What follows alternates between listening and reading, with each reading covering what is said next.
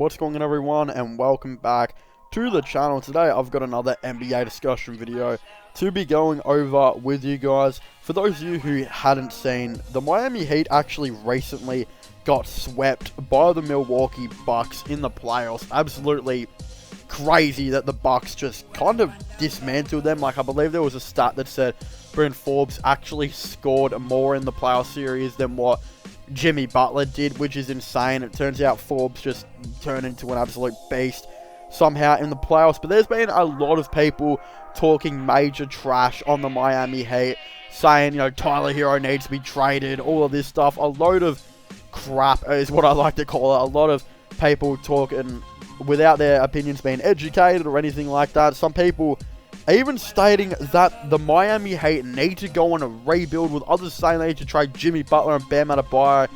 I'm going to get all into that and more in today's video, which I'll actually be talking about what's next for the Miami Heat. How can they rebuild from here is kind of the term I want to use, but kind of not, because in terms of the NBA, the rebuild is usually looked at as in starting over. But I think in terms of the rebuild for the Miami Heat, I still think this team is very much intact, and there is only a couple things this team needs to do to kind of be a contending team going forward. Of course, I'd like to touch on that. I think one of the biggest losses for the Miami Heat that a lot of people aren't talking about is actually Jay Crowder leaving to the Phoenix Suns. I think Jay Crowder is one of the most underrated players in the NBA. Like, he will come in and score you 10 to 12 points per night, barely even needing to touch the ball to do so. He'll put up heaps of threes, pretty efficiently too, and put up great defense. I believe he was one of the reasons they were actually able to make it so far last season. Of course, he ended up leaving, so I honestly do believe they might need to find that guy. I think, though, Trevor Ariza was actually a pretty good inclusion by them. He actually started most games and played about 28 minutes per game, kind of playing that power forward position, where he did score 9.4 points per game on 4.8 rebounds, and was able to still hit 35% from three. I actually don't mind Trevor Ariza going forward. If he is your starting power forward, I'm not too sure about it, but I don't think that it's really, that is really that much of a bad decision. Now, one thing that I think the Miami Heat desperately need to do is re-sign Victor Oladipo, but for the right price. Now, Oladipo actually sat out the playoffs to have season-ending surgery where he, I believe, fixed his knee. And there has been some rumors that he actually might miss next season. And there has been some rumors that he actually wants to come back in December. Now, here's the issue.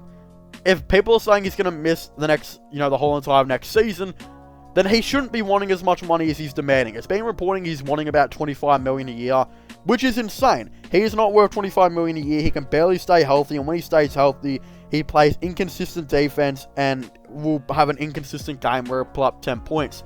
But when he is healthy and actually has that game, he might have that 25 point per game every now and again. But the issue is, some people are saying, well, he's actually going to be coming back in December. Now, if he comes back in December, the only reason I think he's going to be coming back early like that is so he ensures he gets paid, quite a bit of price. Because if he says, hey, I'm going to be back in December, you got to pay me the worthy money, but even in terms of him saying, well, I'm going to be out for the year, he can't really be demanding good money if he's going to be missing a whole entire year. Like, not many players get that type of money if they miss a year. The only two that I can recall is, like, Clay and, Kevin Durant, who both missed a year and still got the money they deserve.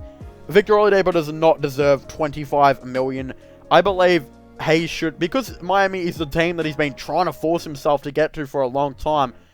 I believe he should be only asking for about $17 million or so a year. I don't think he should be asking for that much. He should be trying to take a pay cut to stay on the team that he really wants to play on.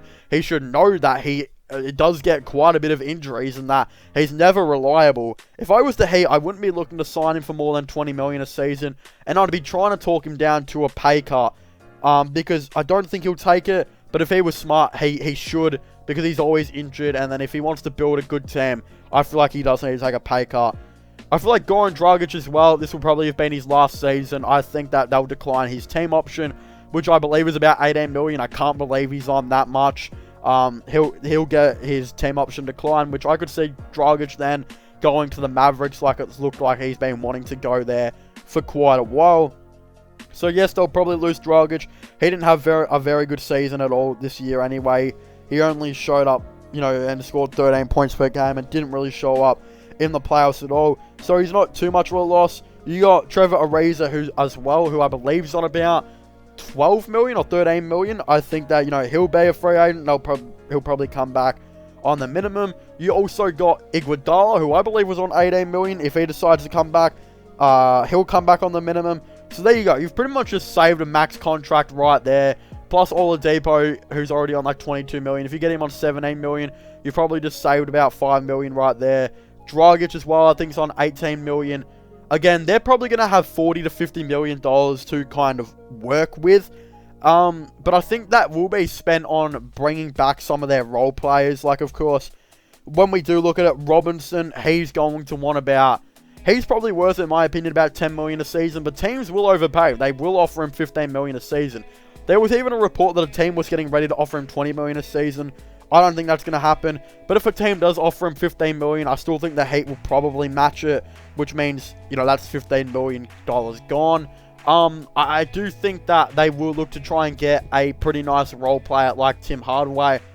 But what I'd be doing if I was them is I'd be saving up their money, and I think they should go out and get a dude like DeMar DeRozan. I think he would be really, really cool for this team. Like, just think about it. If DeMar DeRozan, who's been rumored to have interest in the Miami Heat, if he comes on about 20 to 25 million a year, which I think he will, and you bring back Oladipo and Robinson, you could be looking at a really mean small ball starting five. Like at point guard, you would have Victor Oladipo. At shooting guard, you'd have Duncan Robinson. Small forward, you'd have Jimmy Butler. Power forward, DeMar DeRozan.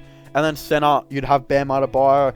That is a really, really nice starting five, in my opinion. Plus, off the bench, you would have Tyler Hero, Trevor Ariza, Dwayne Dedmon, who I think they'll bring back, but at least he should come back at Chura, Iguodala, Haslam, who will probably be back for his 80th season. And then, if Kendrick Nunn comes back, which I'm not too sure if he will, but if he does, he will probably come off the bench, you know, as well.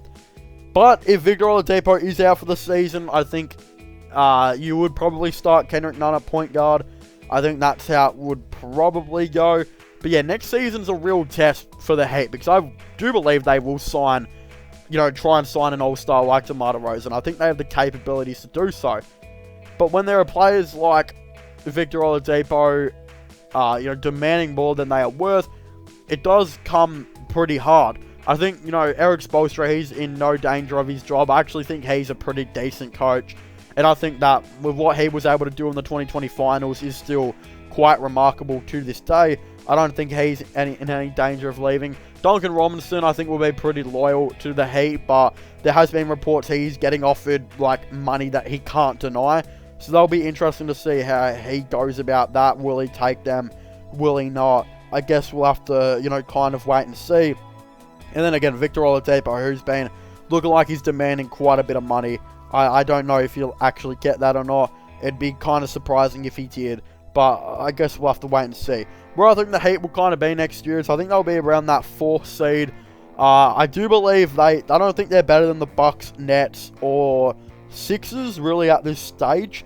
I think they are actually rather better than the Knicks. I think they're better than the Hawks. I still think they're better than the Celtics. And they're better than the Wizards. So I'd probably kind of have them in that 4th seed range. But yeah, this is kind of what's next for the Miami Heat. It's a big off season. This is how they should look to use their money and what players they should potentially look to sign. But of course, I'd very much like to hear all of your thoughts and opinions on this down below. Don't forget to subscribe to the channel for the latest NBA content and NBA news. Of course, don't forget to subscribe to my gaming channel and my IRL/vlogging channels if you haven't already. And don't forget to check out my podcast as well, which I will link in the description down below. But as I was saying, to thank you guys so much for watching this video. Make sure to leave a like, subscribe, and comment, and I'll see you guys next time. Goodbye.